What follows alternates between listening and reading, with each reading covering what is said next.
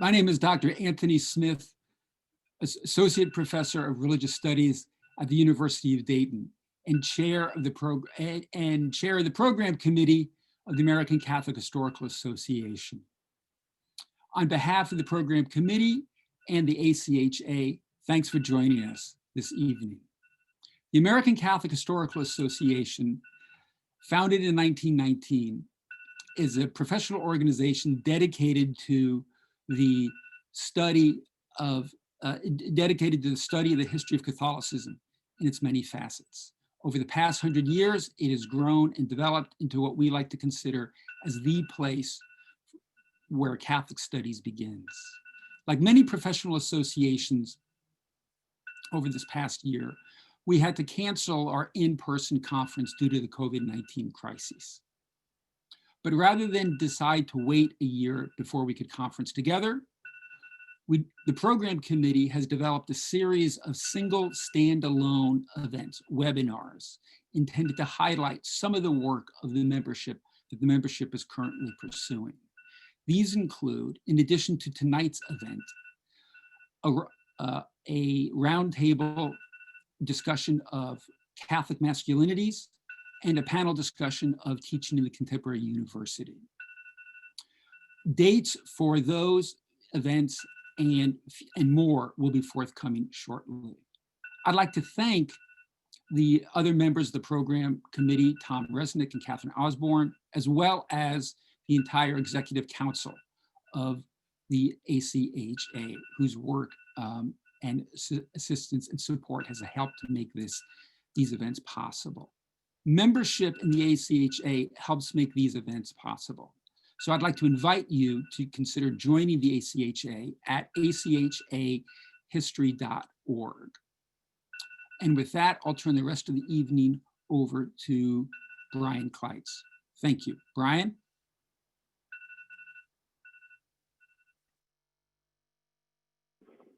Thank you, Tony, and thank you to everyone for joining us on this call tonight.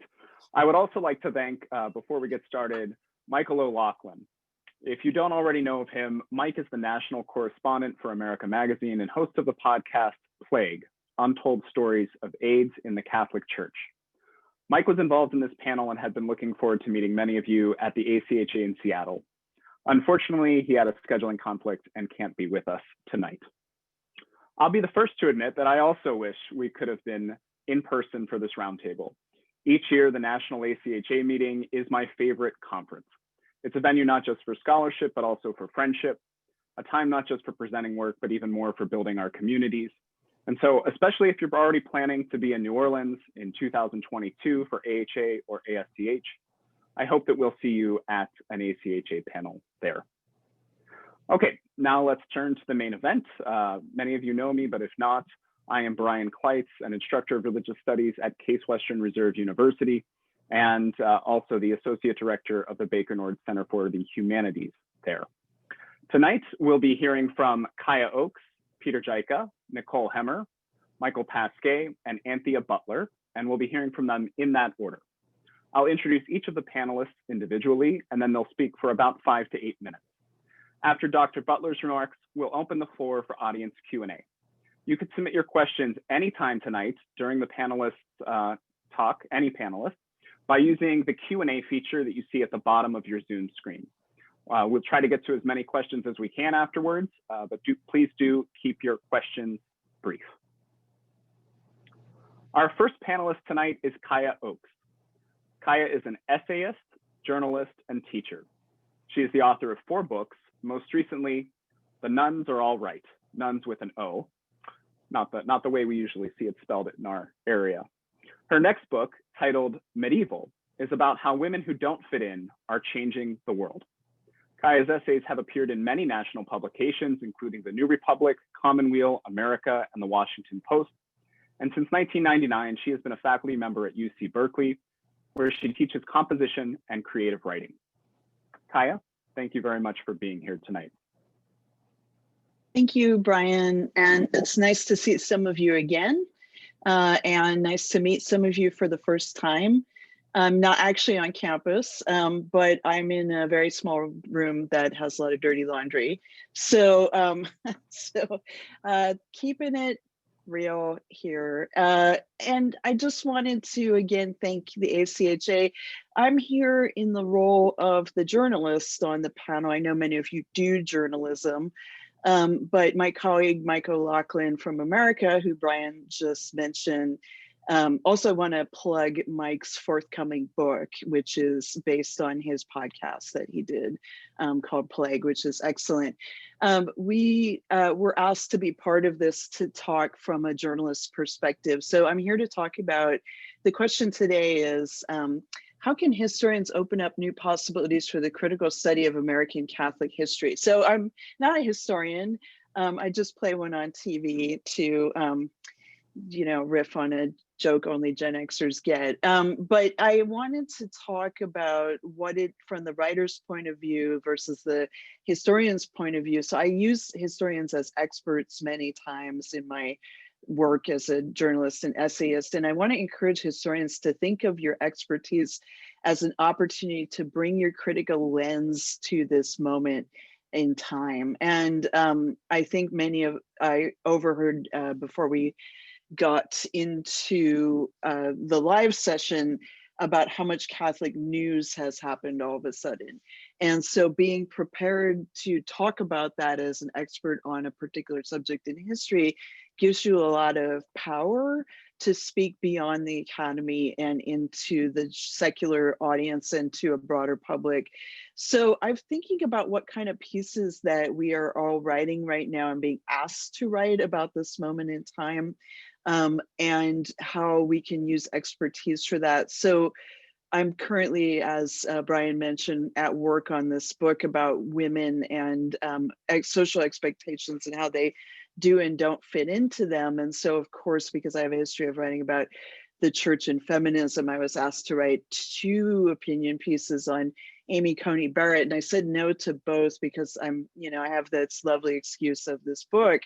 But why do I have expertise on that people look to? It's because of things that I've written in the past. So that's one way that you can use your expertise to speak to this moment, but it's also to speak back to what some publications are doing about this moment. And in terms of Amy Coney Barrett, particularly Natalia Imperatori Lee had this great phrase in the Washington Post when she said that Catholics use her to pedestalize the impossible in terms of what the expectations of women should be as Catholics in the public sphere, and how that's actually really dangerous and damaging for other women in the church who feel that they can't live up to that. And because it creates a kind of like competitive atmosphere between us.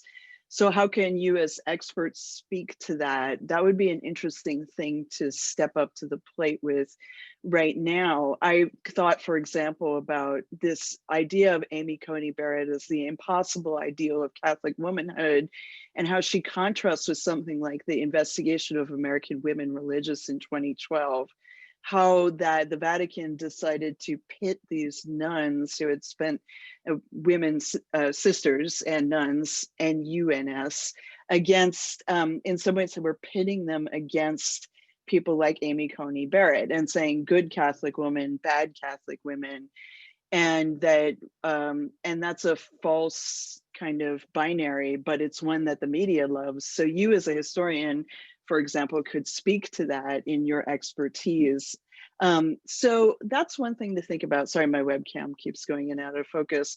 Another thing to consider is in this moment is like, how can you use history to speak to the present moment again? So for example, what does Joan of Arc teach us about, the election? What does Catherine of Siena teach us about the election? What does Dorothy Day teach us about the election? So on and so forth. Thea Bowman, there's a wonderful piece in Commonweal today about Thea Bowman. And so there's a lot of room to bring your historian's eye to these topics.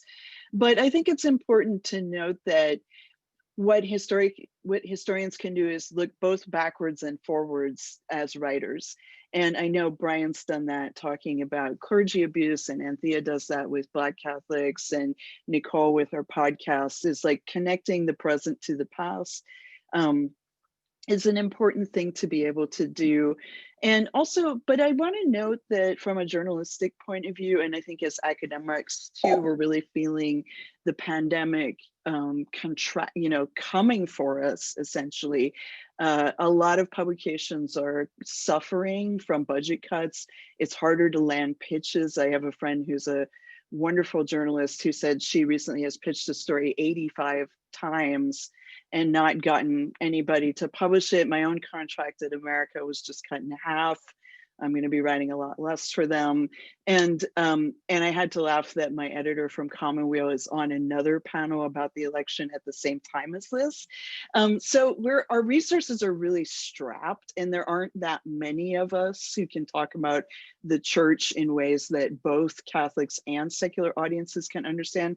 So that's going to both work to your advantage, and just be aware that it's a tough landscape out there. So if you're still employed, please subscribe to a magazine or newspaper, and also use your expertise to correct misassumptions about Catholics in America, because there are a lot of them flying around right now. And I also just want to encourage those of you who are interested in writing to think beyond Catholic publications and into a secular audience too. If anybody wants to talk about that privately, I'm happy to help you out with that. But also think that writing is a form of activism and social justice work, and that can really fuel our work when we're writing about religion and the election. So that's all I have to say. Thank you again for inviting me, and I look forward to hearing what the rest of you have to say.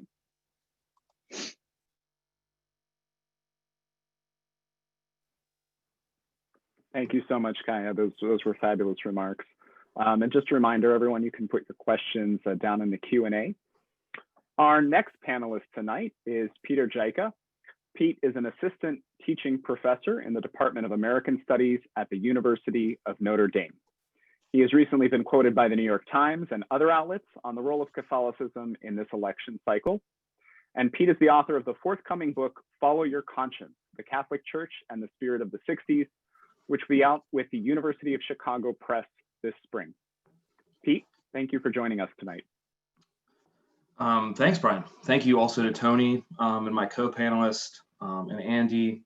I'm just going to timer here, and also to the ACHA for inviting me tonight. So news emerged last week that Pope Francis had endorsed same-sex civil unions. I received an email from Notre Dame media asking me for a brief reaction of just 2 lines, which I provided. And I was asked if I was fine with my cell phone being given to some reporters. This is totally new for me. I then received calls from the Washington Post and the National Catholic Reporter within the next 2 hours, and spent a good chunk of my day talking about this. I made the case in some very brief remarks that Francis extended a long-running teaching on the family and on human dignity. 2 days later, I received my first piece of hate mail, which is a nice rite of passage. I'm sure that some folks, that's a common occurrence, but for me, it was totally new. And I've been using Twitter and blogs to discuss the ideas of our vibrant field, but I've never appeared in a major newspaper. I was also quoted at length by Elizabeth Brunig in the New York Times 2 weeks ago about Biden's Catholicism, comparing the election of 2020 to the election of 1960, comparing and asking the questions, why was it so controversial in the 1960s, but so much less so today? And today I just want to raise one question for the discussion. Hopefully it's a useful question. And forgive me if these are the ramblings of a recently interviewed individual who's coping with that process. But I was struck by Professor Oakes's remarks, and I think there's some connection here. The suggestion to use history, but my question is, how do we speak clearly to the public about a project, modern Catholicism, that is, as I see it as a historian, full of creative and dark tensions. It's fundamentally about these creative and dark tensions. So let me return to my story about Pope Francis to illustrate this. And by the end of this, I'll have made it through Biden and Barrett and some Trump as well. So I argued in my comments, drawing upon the work of James Chappell, of Duke University that the Catholic Church had accepted the separation of church and state. So it made sense to authorize civil unions. They had accepted this as early as the 1930s, somewhat begrudgingly in response to totalitarianism. So it would make sense that the church would allow the state more control over the definitions of marriage, right? I also mentioned that Francis extended tradition by emphasizing the family. But what did I not mention? And that's kind of the question I want to raise today too. What doesn't get mentioned? I was left thinking about what I could have said but did not, right?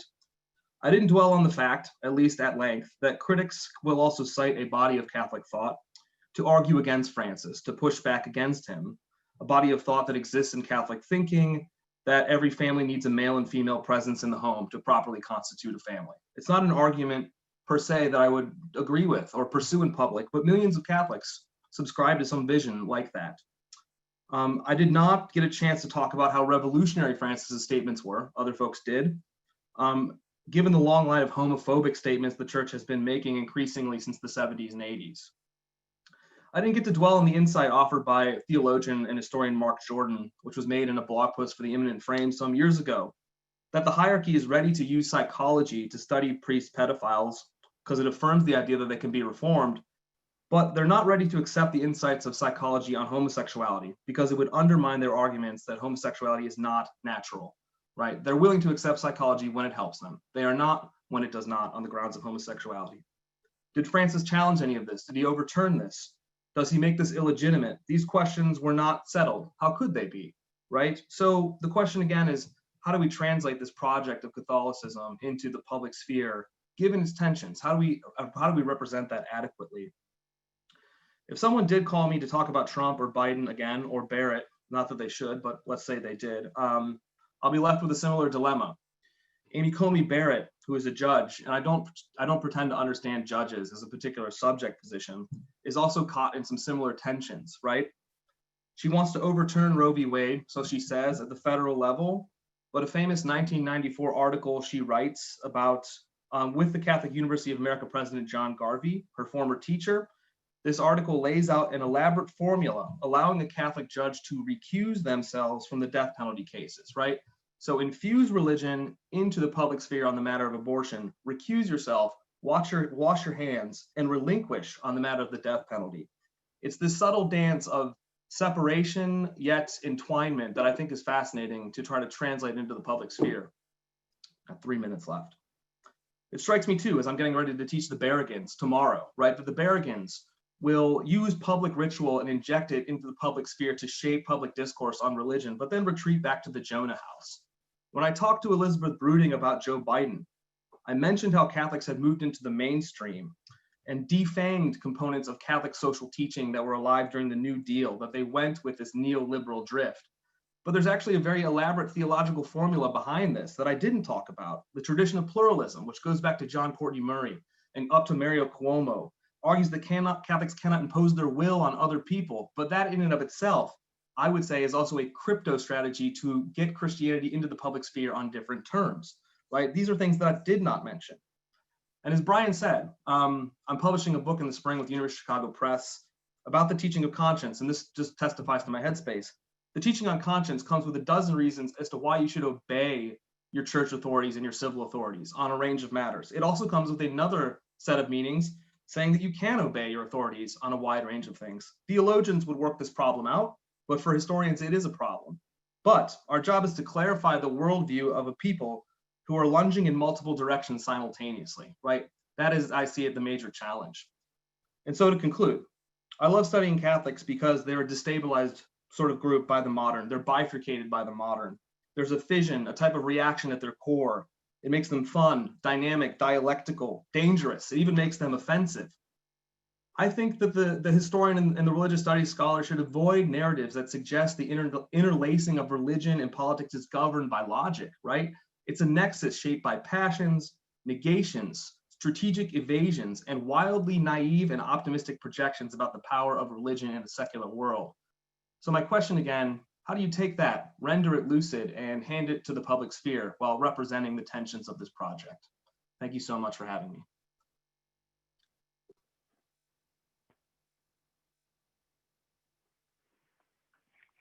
Thank you very much, Pete.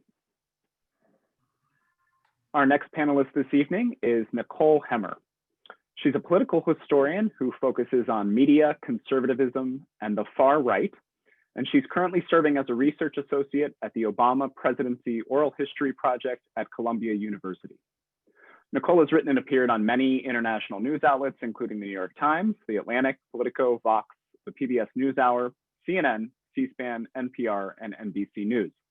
Her first book, Messengers of the Right, came out in 2016, and she co-hosts the popular podcast Past Present, and is the producer and host of A12, which was a 6-part series on white power terrorism in Charlottesville in 2017.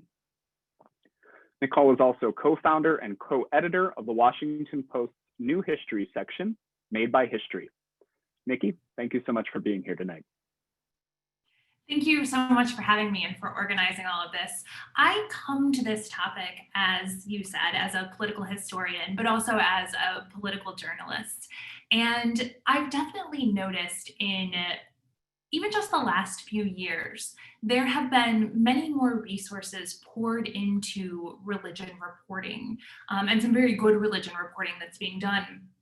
It doesn't always connect strongly to the political reporting. And I think that in many instances, political reporters, and to a certain extent, political historians who don't study religion deeply, still have this kind of religious right framework for talking about religion and politics in a way that's just no longer operative, and also occludes so much when it comes to Catholicism and when it comes to politics. And you even see that in the cases where you're talking about conservatives. I think in the case of Amy Coney Barrett, there is perhaps a reason why there was so much attention paid to People of Praise, this charismatic group that she is involved in as an ancillary to her Catholicism, or as a part of her Catholicism, rather than focusing on Catholicism more generally. And of course, it's muddied by Joe Biden being a Catholic as well.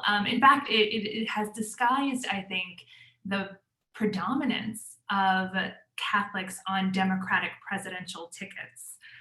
The last 5 presidential tickets have all had Catholics on it. Joe Biden in 3 instances, but also Tim Kaine in 2016 and John Kerry in 2004.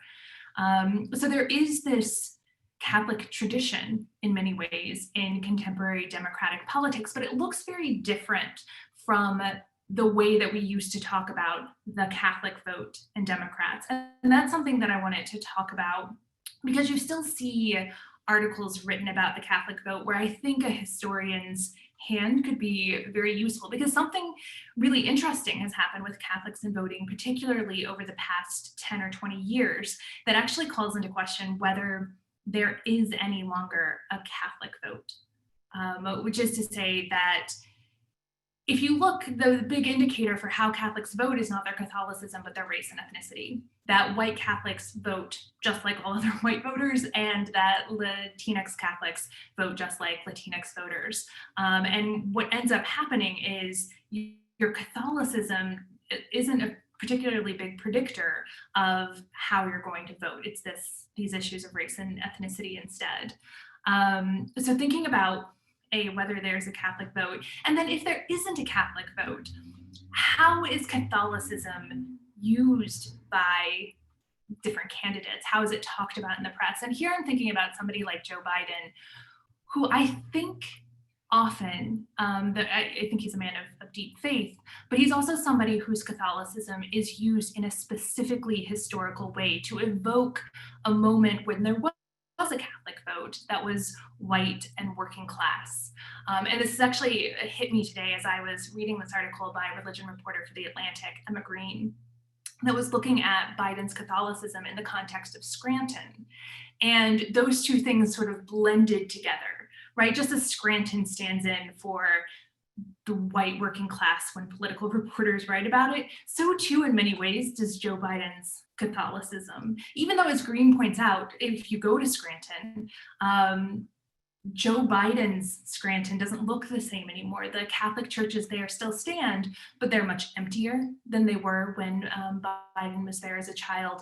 They're far more likely to have Spanish language services than when Joe Biden was a child. So Catholicism has changed pretty dramatically in the US, but when Joe Biden invokes it, it evokes a Catholicism really of the 1950s and 1960s. And that makes him such an interesting figure in a lot of ways, because he's a very different kind of white male Catholic than John Kerry or Tim Kaine. The kind of pugilistic white working class Catholicism that he represents is actually far more visible these days anyway on the right. People like Pat Buchanan and Bill O'Reilly and Sean Hannity speak much more in this mode of evoking their Catholicism as a cultural marker more so than a religious marker. And I bring all those things up because I find them really interesting. And it's Joe Biden's Catholicism in reporting and in politics is doing not necessarily theological work, but cultural work and racial work in really interesting ways. The hesitation that I have in talking about that is something that I think is important for historians to bring to the conversation about religion and politics. And that is, there's a tendency among political reporters and political historians who don't study religious history to treat religion as cultural, to treat religion as a political marker, and to not take theology seriously. So what would it mean to take theology seriously when talking about Catholicism, electoral politics in America, at a time when the Catholic vote doesn't necessarily reflect a theological difference for Catholics? So I'll leave it there, but this has been a good year for Catholics in politics. Thank you very much, Nikki. Lots to talk about and think about there. And a reminder to everyone, we've got a couple questions coming in, but please do use that Q&A feature to queue them up for us. Our fourth panelist is Michael Pasque. Michael is the Jacques Sunave Professor of Christian Studies and Associate Professor of Religious Studies and History at Louisiana State University. He's the author of Religion in America, The Basics, and Fathers on the Frontier, which came out in 2010. He's also the editor of the book, Gods of the Mississippi, and producer of the wonderful documentary with it, Water Like Stone. Dr. Pasque's scholarship has been supported by the Mellon Foundation, the Whiting Foundation, the National Endowment for the Humanities, the National Endowment for the Arts, and the American Academy of Arts and Sciences. Michael, thank you very much for joining us tonight. Thanks, Brian. And thanks everybody here tonight, both on the panel and in the audience. I'm looking forward to your questions. So I'm going to begin by reading from chapter 6, verse 1 of the Book of Orsi. The playground of my Catholic school in the North Bronx in the early 1960s was a vicious place. It seems silly to say this in light of the much greater horrors of the world then and since, but the playground was real and immediate to me, and it was dangerous ground. I watched a circle of boys urinate on a classmate after school one afternoon, a much tormented boy whom they had pushed to the asphalt at their feet in the playground. Where were the nuns, who at other times seemed to be everywhere? The boy writhed and screamed under the hot flow and then pulled himself up, dripping and foul, to make his way home alone through the gridded shadows under the tracks of the elevated train on White Plains Road. So I know this kid who recently got put in a headlock in the bathroom of a Catholic elementary school. Standing next to urinals, the kid was asked by a classmate why he supported a presidential candidate who liked to, quote, rub his hands on little boys. The kid, who was about to get in a headlock, responded by saying that he didn't think, in this case, former Vice President Joe Biden liked to, quote, rub on kids. And apparently, unlike his classmates, this particular kid, now in a headlock, wasn't familiar with the creepy Joe memes that haunt social media. I once wrote a thing for America magazine after the death of Alton Sterling in Baton Rouge. Among other things, it was about the history of systemic racism in the Catholic Church and the history of racism in my family.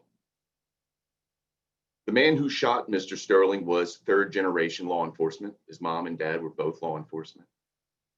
And he went to Catholic schools his entire life. 2 weeks later, a Marine vet and self-described Black separatist killed 3 law enforcement officers in Baton Rouge, 2 white, 1 Black, in retaliation for the police killing of Mr. Sterling. One of the 3 killed was also once a Catholic school kid. Then Vice President Joe Biden attended the memorial for the slain officers. This is what he said, among other things. I didn't have the privilege of knowing these brave men, but I knew them. Confident, committed, determined, trustworthy, passionate. Above all, always, always loyal. Each of them had the DNA, this instinct. Where the devil it comes from, God only knows. This instinct to protect. A few weeks after the publication of my America piece, I was at a bar in Virginia Beach having some drinks with a Navy buddy of mine. I told him about my article, my argument about racism in the Catholic Church. I described my criticism of the bishop of the Diocese of Baton Rouge and his response or lack of a response to the death of Alton Sterling. And he responded, he said, "That's bullshit. I don't believe in racism." He then proceeded to text the bishop. So little did I know that my friend was also friends with the bishop. They had met a couple of decades earlier when he went to high school in New Orleans at a Catholic school, and the future bishop of Baton Rouge was also a chaplain. So he texted the bishop and he showed it to me, and it said this. He said, "I'm at a bar with the guy who wrote that article about you and racism." It was meant as a joke. And it was funny. I once ran a 3-day workshop for a priest convocation. It's kind of like a workshop retreat kind of thing, annual thing in a diocese in Iowa. I was there to educate over 100 priests on racism in the Catholic Church. All we talked about was race, white supremacy, Catholic social teaching, 3 days, so on and so forth. You know, you can kind of guess what the routine would be, meaningful as it is. The priests were an eager bunch, engaged, inquisitive, receptive, earnest. They're always earnest. In our final session, I opened the floor to the priests and I asked them to share any final thoughts. We've been together a while. Total crickets. Then, thankfully, politely, one priest raised his hand, stood up, and he shared what he described as a recent win that he had at his church, the school that was connected to his parish. Kindergartners had gotten to wear their Halloween costumes to school. One of the girls, white girl, dressed up like Tiana from the Disney movie The Princess and the Frog. And after he, gave the tale, he looked around with a smile on his face and said, "Oh, that was pretty cool." We talked about race for 3 days straight. It was pretty cool. So I, among other things, talked about race in some of my public scholarship, obviously from a very privileged position. And I've been sitting most recently on an article written for Louisiana audiences, specifically Louisiana newspaper, but I haven't pulled the trigger yet. So back in the early 1960s, right about when the Diocese of Baton Rouge was established, first Bishop Robert Tracy issued a series of pastoral letters on desegregation and racial justice. Pretty standard for the time of desegregation in Catholic churches and schools. But what really got my attention in the archives was Bishop Tracy's attempt to require all Catholic schools to teach what he called a syllabus on racial justice, grades 7 through 12. And it's a syllabus. It's sort of like a curriculum that was supposed to be mandatory. Without getting into the details, it did not go over well.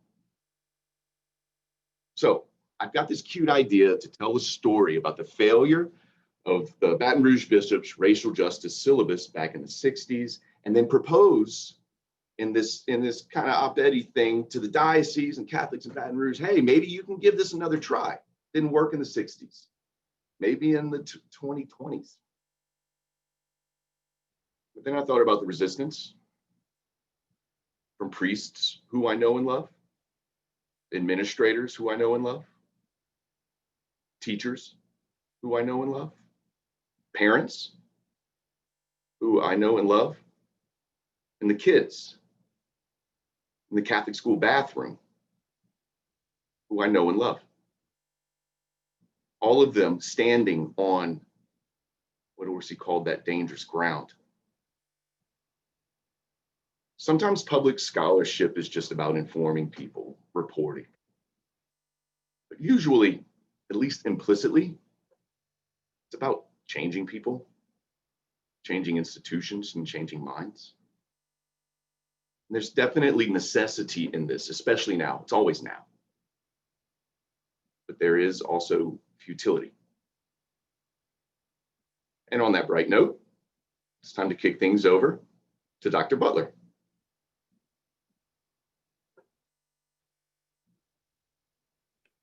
Thank you very much, Mike, for ending on such a happy note there about how history rhymes. Some great and very powerful reflections there. Our final panelist this evening is Dr. Anthea Butler, who is Associate Professor of Religious Studies and Africana Studies at the University of Pennsylvania. In addition to being a sought-after commentator on the BBC, MSNBC, CNN, the History Channel, and PBS, Professor Butler regularly writes opinion pieces on religion, race, and politics for other outlets, including NBC Think, Religion News Service, and the Washington Post. Her books include Women in the Church of God in Christ, Making a Sanctified World, and she's also finishing another 2 books with UNC Press, White Evangelical Racism, The Politics of Morality in America, which is out this spring, and Reading Race, How Publishing Created a Lifeline for Black Baptists in Post-Reconstruction America. She is the president of the American Society for Church History, and I'd be remiss not to mention that Dr. Butler is also co-chair of outreach for the Biden campaign's initiative, Catholics for Biden. Anthea, thank you very much for being here this evening. Thanks so much for having me, Brian, and thanks everybody for joining us tonight. As the incoming president of the American Society of Church History, I'm very grateful to you all for putting this on and hope that this is just the first time of many more events that we can do together. I'm going to speak tonight from several different platforms. One as a person who is part of the co-chairs for Biden, one as an African-American Catholic, one as a professor, and one as a person who is out there in the public eye and has to try to think about all of these things together. But I want to start with the story that sort of confounded me. I want to do 2 separate different stories. The first story was in the Washington Post, and Nicole might even know this one. And it was a story about different Black voters who were sort of left out. And there was a gentleman who was from New Orleans, African-American, older gentleman, who said that he'd be voting for Donald Trump. He is Catholic, and he felt as though that he could not vote for Joe Biden because it wasn't moral, and he had strong beliefs about abortion. And so this is sort of this kind of person that we don't see very much in the news, but has strong moral convictions and votes on those convictions as a Catholic. The other story is the story of the priest in Wisconsin who basically started the whole thing up about you can't be Catholic if you vote for Joe Biden, and you can possibly do this, right?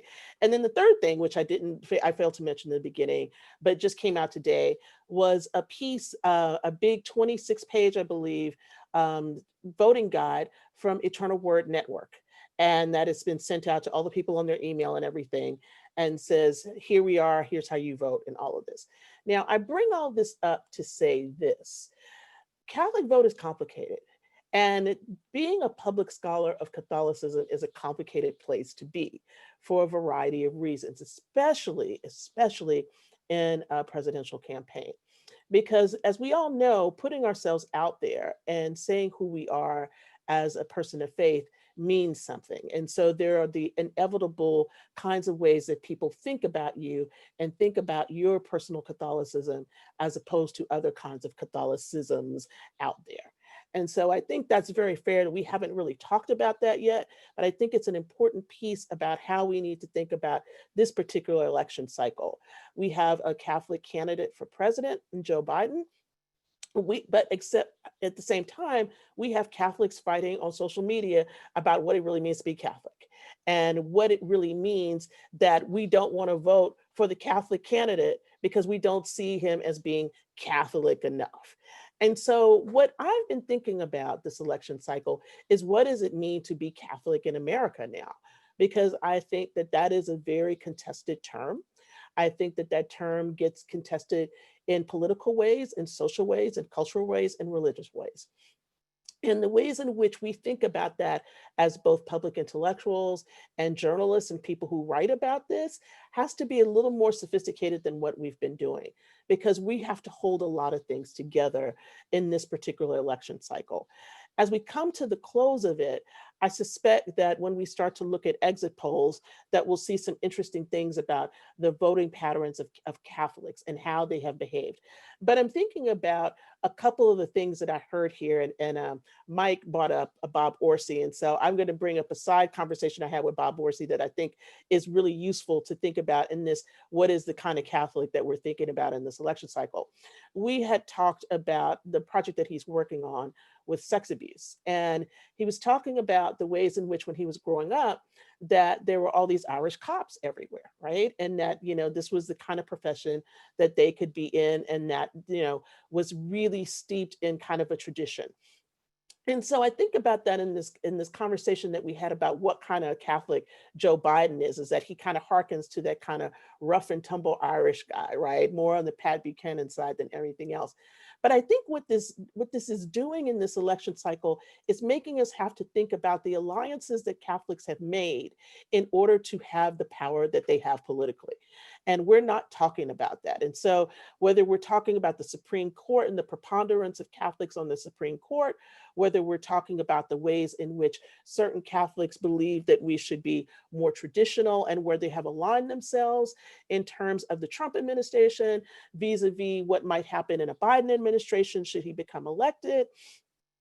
We haven't really discussed this. We haven't discussed the changes that are inherent in what has happened in the Catholic Church. And these changes are broader changes because we have to not see them just as an American phenomena, but a phenomenon that is worldwide. And that has to do a lot with which Pope do you see yourself with. Now, I like to say that this is about what is the name of that show? It just went out of my head. Outlander. There can only be one. Right? And there is only one. There's Pope Francis, and then there's an emeritus Pope, okay? But in America, we see these ley lines being drawn on the lines of which Pope are you going to listen to, what particular kind of Catholic you are, what kind of Catholic voter you are. And these are questions that deserve much more depth than what we've gotten this election cycle, I think. And so that's my number one stake I want to put down. The second one I want to put down is to talk about Catholicism and race. I really enjoyed Mike talking about the work that he's trying to do. What unfortunately ends up happening to me is that I get all the calls about being a Black Catholic. And so with the ascension of Wilton Gregory to Cardinal, obviously I got a lot of calls this past weekend about this, but what we end up doing is not really paying attention to the 3 million Black Catholics that are sitting out there who can vote, who right alongside Latino Catholics and Asian American Catholics and others are a voting bloc that we need to be paying attention to. And we need to be asking those questions. So to bring that back to the gentleman in Louisiana and New Orleans, I think that we do a disservice not looking at him, because I would like to suggest that he does something that is much more clear to me than looking at a white Catholic. And that is this: the preponderance of how the influence of evangelicals and others on Catholicism has changed American Catholicism. And we won't talk about this. We need to really dig into this deeply because it is affecting the way that American Catholics behave, how their political actions go, how they see themselves. And you can think about this you can cut it a whole bunch of different ways, but the fact of the matter is there is an alliance there. And while Nicole talked about we shouldn't think about things as the right wing anymore, which I agree with, I also think that we have to reckon with the fact that this relationship between Catholics and evangelicals has changed Catholicism in America in amazing kinds of ways. And we have not dealt with that sufficiently enough in articles and in the press to kind of make people see this change. So what am I saying here? What do I think is going to be the end of all of this at where we come to on November 3rd and beyond? I think it's really important for us to understand that the Catholic Church in America is at a real crossroads. Should Joe Biden become the president, then there's going to be a lot of soul searching and reckoning on the part of Catholics about how they're going to feel the first time he walks into Mass on a Sunday morning in DC as president of the United States. Will that be a unifying thing? Will that be a separation kind of a thing? Will people still want to hold on to their candidate, former candidate, however you want to call him, Trump, if that happens? If President Trump gets back in, what does that do for Catholicism? What does it do for the Catholics who are involved in social justice issues? What does it do for the Catholics of color who have suffered mightily at the hands of this administration, whether we're talking about immigration or other kinds of things? How are we going to talk about these stories with some kind of depth and richness in the time that you have in 800 to 1,000 words usually to get that story out in a different kind of way? And so those are the questions I think that we need to be asking ourselves. And then finally, I'll say this.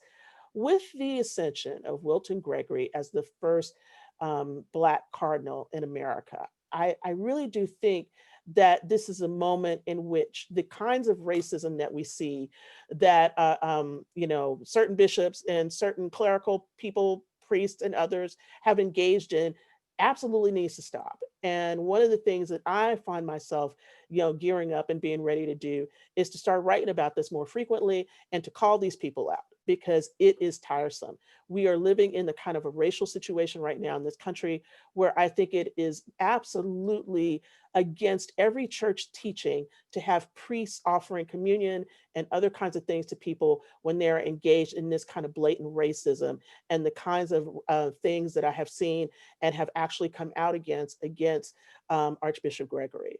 And so I just want him to have the respect that he should deserve, but also that respect needs to go out to the millions of African-American Catholics, Hispanic Catholics, Asian American Catholics, and others who have suffered in this church in America because we have been the last ones to be paid attention to at times until things get really hot. And then everybody decides that they need to look at us. So I'll close with that and I'll take any questions anybody's got.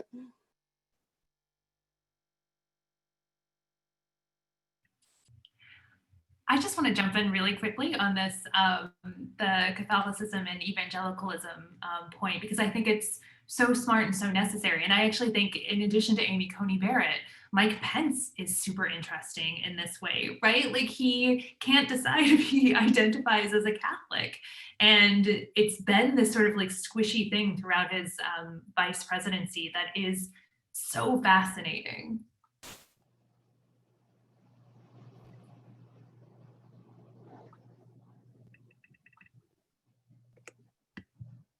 Thanks again, everyone here. As we wait for a few more questions to come in, I'm going to steal the first one. These comments really gelled nicely together. And one of the things that resounded was maybe a disconnect between the plurality of American Catholicism with an S, and I'm not just talking here about Julie Burns, independent Catholics and other Catholics, but within Roman Catholicism on this continent and even within this country. One thing I don't see reflected in most of the mainstream journalism on American Catholicism is space for Native Catholics in San Francisco, for Catholic women in the Midwest, for the boy who's getting dunked in the urinal in Louisiana, and for Black Catholics throughout the country. what we see is a predominantly white Catholic that is still very, very Irish, to be frank. So I'm wondering, you know, we take lived religion, since Orsi was invoked quite a bit, for granted. I think now this notion that religion is something we study more from the bottom up, that it's diverse, that we have to be very local and textured, and that it's not something just handed down, that orthodoxy is not the whole story and maybe not even the main story. Yet when it comes to questions about which Catholics count, is Biden Catholic enough, we've got the bishops, and especially the American bishops, who are very loud on issues of sex and have made these evangelical alliances resounding with a megaphone above those other voices. So in any order you want, I'd love to hear some comments about how you think we can change that narrative, whether we're doing a good enough job as scholars and journalists in, you know, articulating that depth of research to the public. We've got that 800 words. How do we shift that narrative inch by inch?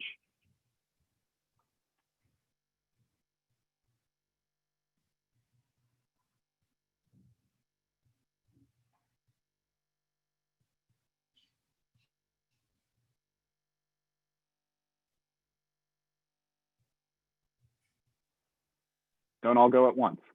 I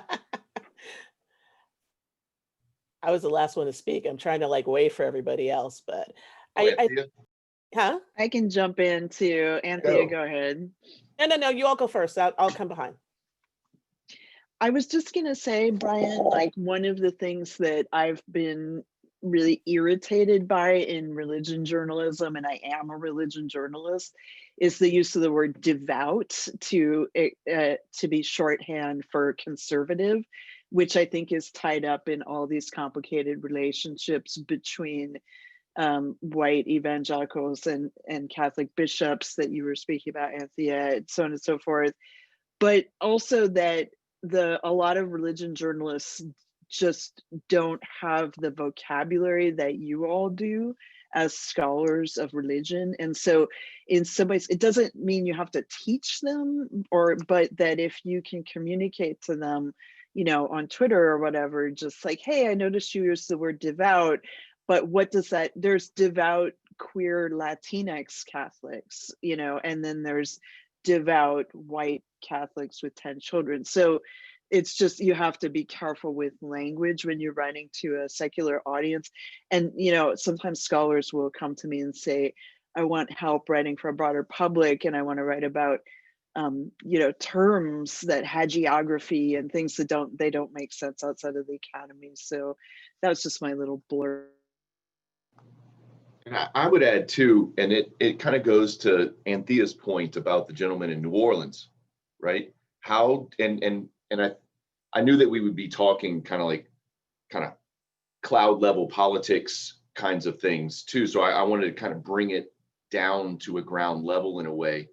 And it's that kind of balance to have that sort of, you know, aerial view of the political landscape, and then and it's more than just giving like a little human anecdote that in a kind of, sometimes in a kind of random way reinforces whatever that larger trend is that is being written about or reported upon. It's a how do we articulate the complexity of Catholic identity and stop thinking not out loud, but when someone's, and we all know this, when people on the news, in the media say Catholic, they mean white Catholic. And we're talking about millions upon millions of other Catholics, non-white Catholics. The future of the Catholic Church is a church of color. If we're just talking about the next 20 years and 30 years or so, to kind of figure out before that actually happens, which we might just have to be there in 20 years for people to get it. But that, I think, is the burden and the challenge. Yeah, actually, you're right, Mike. And I just feel like the complexity that needs to be there, if we can start to push, you know, people who interview us and the stories that we write to say, there's some more things here that we need to think about, and we need to get down to the granular level. I'm just thinking about Philadelphia right now, and what might happen in the state of Pennsylvania with the vote There's a certain kind of Catholic in in Philadelphia, but there's another kind of Catholic that's in the middle of the state. There's another kind of Catholic that's in Pittsburgh, right? And so we've got all these kind of competing ways to think about, Catholics in the state. But what's going to happen is everybody's going to say, Catholics in Pennsylvania, period. And that's it. When this is good, this is a very varied landscape. And, people would be surprised to think about Reading or someplace like that having as many Latino Catholics as that are there, because we've had people move from, Puerto Rico and all these other places. So yeah, I think if we can start to sort of point, those that are interlocutors in writing to think about the kinds of differences that we have, and that this doesn't just posit like evangelicals, even though there are alliances that are being made that are political. I think that would be really useful and helpful. Yeah, I think that there's this same problem that we've seen in political reporting that's finally gotten some very visible pushback, where white is just the assumed state and goes unsaid in a lot of ways. But I think that the other thing that's worth constantly pushing back on, there's such a tendency, more so in political punditry than political journalism, but also in political journalism, to assume that Catholicism and other religions just map onto the politics of the US. And it couldn't be less true with Catholicism. And so somebody like Pope Francis is sometimes treated as an outlier, as this like liberal pope who came in without understanding that Catholicism, again, like it's never mapped onto conservative and liberal divides in the US. And that's kind of the point about treating theology seriously. If you treat theology seriously, then you can't just treat Catholicism as a political label. I was really interested in Nicole's comments about like taking theology seriously for Biden. And I mean, I like the comments too that were made about him as sort of a white Irish Catholic, and that Mike was talking about with that and the police officers. But I do think, is there not something behind like his idea of pluralism that goes back to like Cuomo and this like articulation from the Democratic Party that is a genuine theological option and position to not want to impose your will on questions like abortion? Is Biden not operating in some type of theological space there, some type of theological tradition, which is actually like accepting that the public sphere will be secular, but still giving a role to Catholics to infuse religion, but not impose their will? And I mean, I go back to Biden's 2012 debate with Paul Ryan on the question of abortion, where he says, quite frankly, I agree with the church's view, but I just don't think I can impose my will on other people. And I do think there's a genuine theology behind that. But I also think you're right, that the phenomenon intersects with race and with other sort of types of politics about solidarity with police officers. So it's multi-level. It's like, and I was really interested in your point about that. I would wonder, do we take that seriously? How seriously do we take that?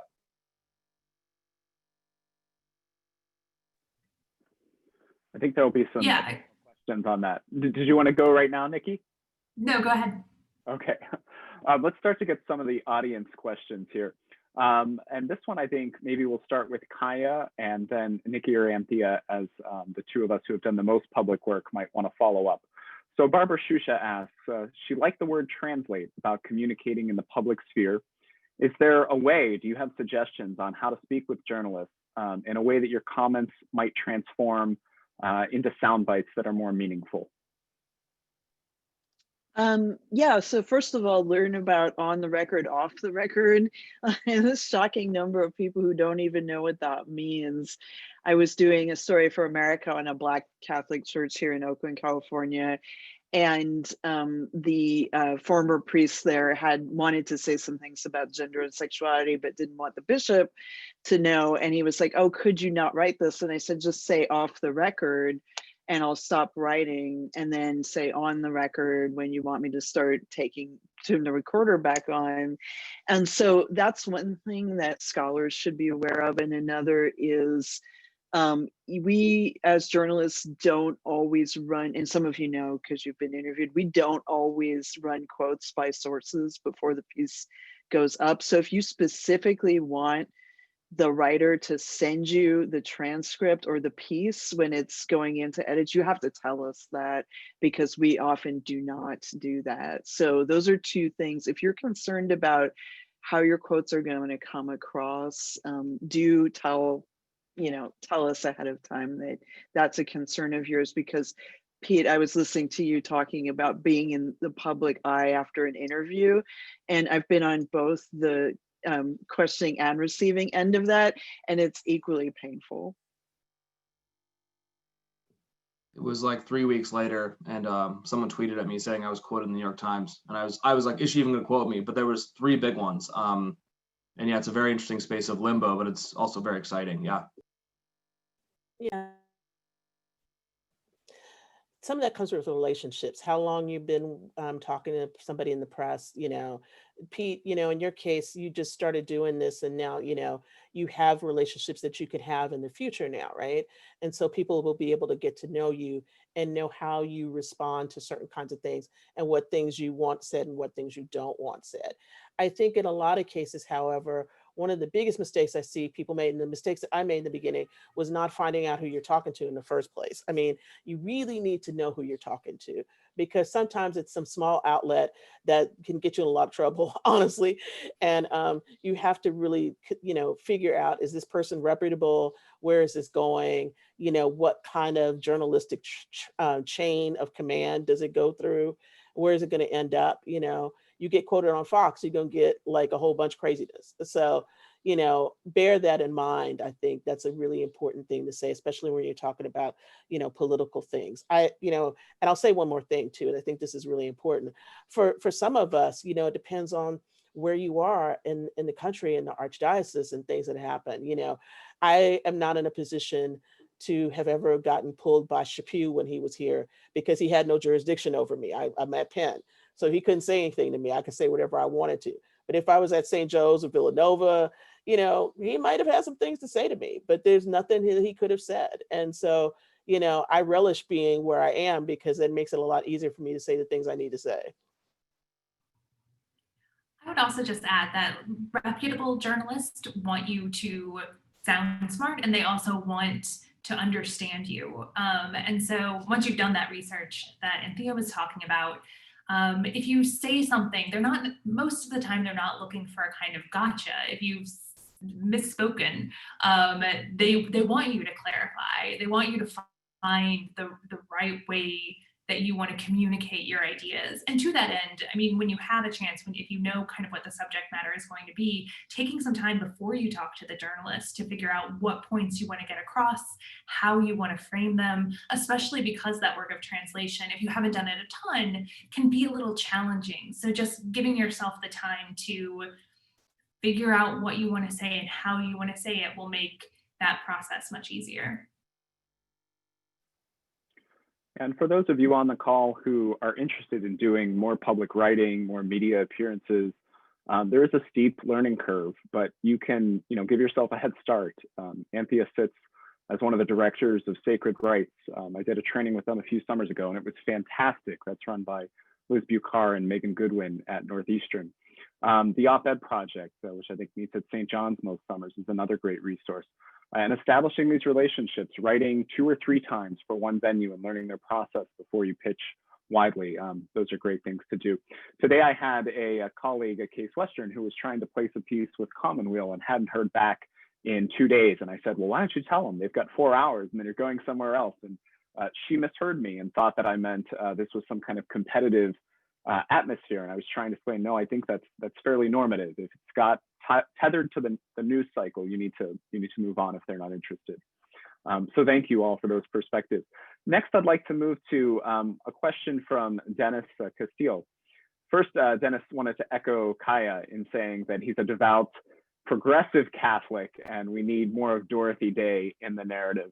But then he had a question for Anthea. He said he agrees with you on the increased cooperation between conservative Catholics and evangelicals. And interesting that ecumenism, a liberal concept, has led pulling Catholics to the right. So do you want to say a little bit more and then join in with the rest on that alliance?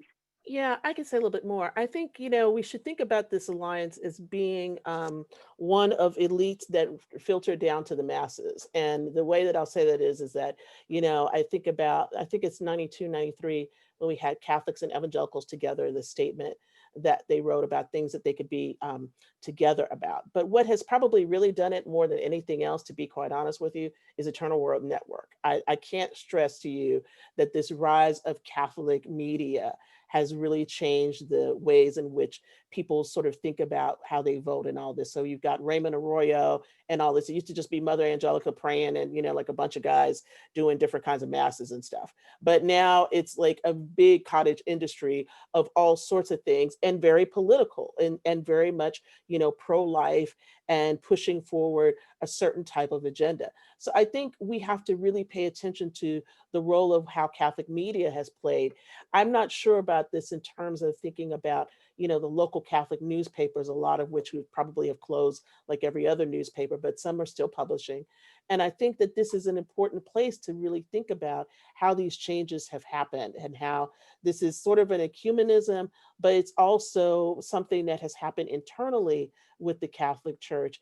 And then in these shifts between Pope John Paul II, to Benedict XVI, and then this huge shift to Pope Francis. And I don't see it as being a huge shift. I see it as a natural shift, but for many people, that was a huge shift. This is really entrenched some of this in the Catholic world right now. And I think we're going to continue to see this fallout politically and socially from that. I wonder, Nikki, and then maybe Pete, if you could historicize that a bit for us. Nikki, I know you worked on the first half of the 20th century, and then Pete's focused more on the 60s and 70s. How has this alliance evolved? Where did it start? Is it really that new? So yes and no. I mean, there has to be the process first of sort of, this is a weird way to put it, but like Catholicism losing its strangeness, Catholicism being Americanized, and you have to sort of at least enter a Cold War period. And here I mean, not the literal Cold War, but a Cold War period between Protestants and Catholics for those alliances to begin to grow. And so, I mean, Neil Young has written a book about this called We Gather Together that looks at this, both the strategic ecumenism, but also like the lingering theological barriers to, you have these sort of like political alliances, but there are real barriers to working together for Catholics and various Protestant communities. In his case, he also includes Mormons. Like there's work that still has to be done for those alliances to cohere. And in some ways, there's strategic political alliances. And when you get back to the questions of theology, those political alliances no longer hold. Yeah, I think there's a lot to talk about here. I was going to mention Neil Young's book too. I think Daniel Williams' book on abortion politics before Roe v. Wade is also really interesting. That was a cause of the left. It was widely accepted that courts would protect the rights of the unborn as constitutional rights of due process and human rights. And then I think Roe v. It's obvious to say, but the catalytic is Roe v. Wade in a lot of ways. Catholics took the lead, and evangelicals joined them, and they became this political brand that was also brought in by the Republican Party. But I also do think that the question is quite telling, because ecumenism is something that was encouraged by the Second Vatican Council, right? It was originally encouraged to deal with issues stemming from the Holocaust, issues stemming from sola scriptura. So I think the theological issue, it still lingers for me as like a part of the atmosphere, the stratosphere of the politics. But it's also a case study in how what is left can veer right in really interesting ways. And I think that's also the story of of the second part of the 20th century is what could be left swings right in so many ways. And it's hard to talk about and anticipate. For me, the Vietnam War was also really important because that's when Catholics fought for conscience clauses. That was a province of the Catholic left, and the Catholic workers wanted that. And then the Catholic right took that and began to push conscience clauses for doctors and nurses. So I think there's a lot of ironies to this story, but it's that there's a lot of things still to unpack and talk about. But I don't think we can just leave out this like left or ecumenical strand that seemed to be more tolerant. It was a response to disasters of the 20th century. Well, and let's not forget, the white Catholic resistance to the civil rights movement. And so we can anticipate, and these are arguments that are made typically about evangelicals and how it wasn't Roe v. Wade, it was actually Green v. Connolly, and these kinds of things. Well, let's go back to this post-World War II emerging whiteness within Catholicism, or established now whiteness within Catholicism, and how they react to the changing social dynamics, which includes the Vietnam War, and which includes, I call them pelvic issues, but also has a lot to do with race. Yeah, and let me just say one more thing, because I'm going to confound all of this and just say, you have to understand that some of the architect of what happens with the right is Paul Ryrick, who's Catholic. And so you just can't say that it's like, oh, this is this thing that happened. I mean, like, Paul Ryrick is forming this thing and making it happen, and realizing the kinds, doing the social precinct and all these kinds of crazy things that end up playing on the races and playing on all of these different things that are already inherent in there in Catholicism. I mean, I just keep thinking about When the Irish Turn White, that book, right? This is the issue for American Catholics too. You go through this process, and when you do that, something happens to you politically and socially. All right, we're going to move to the last two questions we've got here. Thank you to everyone who submitted these. I'd like to move to Christopher Graney's, which pointed out that our description, which I take responsibility for with Michael Pasque's help, mentioned that this kind of work, public scholarship, can open up new possibilities for the critical study of American Catholic history. Christopher points out that we've really focused more on the now. What is that critical work, and where are those possibilities? Since I got us into that quagmire, in part, I'll offer a short response first. I work on clergy sex abuse, and in writing for the public, in trying to pay attention to the way that narrative is unfolding among journalists and in films and documentaries, it's helped me see the bigger picture. It's helped me recognize the absence of gender, the fact that we don't hear or read much about nun abuse, the fact that the focus has been on men and male on male abuse, when in fact, females, women, Catholic women have founded most of the survivor organizations in the country. So it's made me a better scholar, a better applicant for grants, and I think it's going to hopefully produce a better book. And I'll also add that I think some of the reflections we've heard here on race are an example of where, if we kind of put ourselves in dialogue, we force ourselves not just to criticize the media, but to contribute to it, to recognize how hard it is to write in 600 to 800 words, that you've got deadlines and you've got to tether things to the news cycle. I think that, creates more of a dialogue that is really a two-way street. I learned a lot from things like Michael Loughlin's AIDS podcast. Would any of you like to follow up on that? I just have two very quick points. I thought Una Cadigan's 2017 Washington Post editorial, which was on like Catholics, immigrants, not forgetting that they were beneficiaries of the New Deal state, was really influential on me a couple years ago when I read it. It got me to rethink a lot of different things. It was a short piece. I also think of Kathleen Cummings' piece in the New York Times about doing away with slow, gradual feminist reform and adopting a much more radical feminist critique in light of the Pennsylvania grand jury report. I would just say like those were two pieces of scholarship which changed the way I thought about questions in our field. And so I think that's very possible. I think it's very possible to write a short piece that's like a depth charge that gets us thinking about basic assumptions in our scholarship. Those are two that really come to mind for me.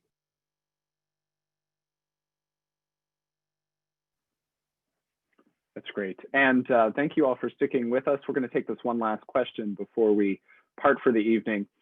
This one's from Rachel Lindsay. I've got to say here, I have a couple senior theses I'm advising this semester, and one of them is a student who's working on visual representations of the anti-abortion movement, Catholic anti-abortion movement, and how that has changed since the 1980s to the present. And that ties into Rachel's question. She's reading, my advisee is reading some of Rachel and Heidi Campbell on this question. But she says, thank you. I'm wondering if someone can talk more directly about these visual representations of Catholicism that have become such a huge part of public discourse and political imagination, both in traditional journalism, but also especially on Twitter and Instagram. Are recent trends a departure from past practices of representation? And what, I don't know if Michael wants to go first here, but having had done that kind of visual work and produced a documentary, how does that fit into our conception of public work? So I love looking for Catholicism that doesn't look like Catholicism, if that makes sense. The bells and whistles and the smells and the sounds, that's the easy button, I think. And that's the button that will typically be pressed when we're engaging with a kind of more public facing scholarship or reporting. And obviously there's nothing wrong with that, but there is a way into understanding Catholicism that doesn't always look and smell like Catholicism in the in the kind of canned way in which are certainly in many cases meaningful to Catholics, but that actually is, I don't know, I'm just going to pick a percentage, 2% of their lives. You know, like when I think about Catholicism, I'm not trying to, well, I've already said it. Catholics aren't just Catholic. And when they decide to be Catholic, is one thing. But when they either willfully or ignorantly make decisions about their lives and their choices in life that contradict, if we're thinking in Orthodox Catholicism, those are great fissures to explore in American Catholicism.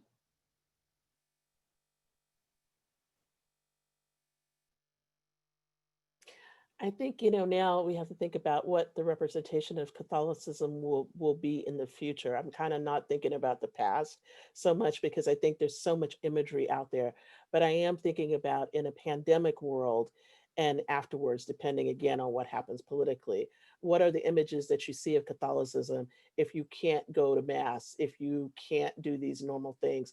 What are the images that are going to permeate? I mean, I think the most striking image of Catholicism has nothing to do with America at all. But when Pope Francis was out in the square, I can't remember which picture it was, where he was by himself in St. Peter's Square and saying that mass and nobody was there. And I thought, this is really arresting. And what kind of emotions did that picture evoke in Catholics and non-Catholics alike? Because it was like this emptiness, this sense of absence, this sense of, we are being surrounded by this thing that we don't know, we can't see, but it's wiped out everybody to be there. And so what does that mean when we're in the midst of a pandemic that we don't know how this is going to end? But what does Catholicism look like in the midst of all of that? And so we don't have these pictures of people leaning over beds, because you can't lean over a bed. You can't give succor to someone. You can't give help. You can't do this. What are the ways in which we identify Catholicism now in the midst of a pandemic? And I don't have an answer for that, but I think it's a provocative kind of question to think about. I'm not sure if this answers the question that was asked, but what immediately came to mind for me was, because I teach undergrads only, was memes, and how visual memes have become this thing on Twitter that allows kind of these fringe trad Catholics to hijack the conversation because they're really good at making memes. And that's a language that millennials and Gen Z speak that many of us who are Gen X and up don't speak as clearly. And so understanding the language in memes, because it's a visual thing, is really helpful to kind of unpacking. Somebody was mentioning to me the other day, somebody was harassing me on Twitter and they had a picture of a frog wearing a medieval knight outfit, and I don't know what that means. And I was like, yeah, it's a long story, but it's this white nationalist symbol that's been adopted by some of these hard right Catholics. So I think paying attention to visual signals as they're being used on social media is really important, in addition to like journalistic and documentary images, because the younger generations speak more visually than previous generations do in some way.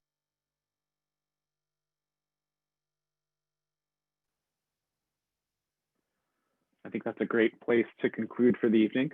I think Tony might be back with an announcement or two. But I want to take this opportunity to, again, thank all of our panelists, Anthea, Pete, Michael, Kaya, Nicole. Thank you so much. And to thank the ACHA.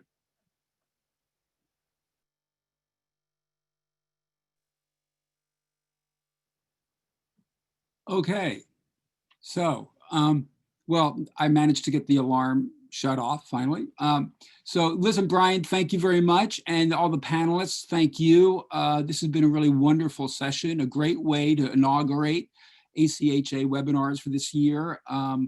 Thank you for your very useful and illuminating comments that both help to contextualize and understand our own contemporary moment and also raise really, really important and challenging questions going forward. Just a reminder, as I mentioned at the beginning, this is but the first of a series of webinars we'll be having this year. The next one will be held shortly after the holidays in the beginning of the new year. The specific dates for that and the other webinars will be forthcoming shortly.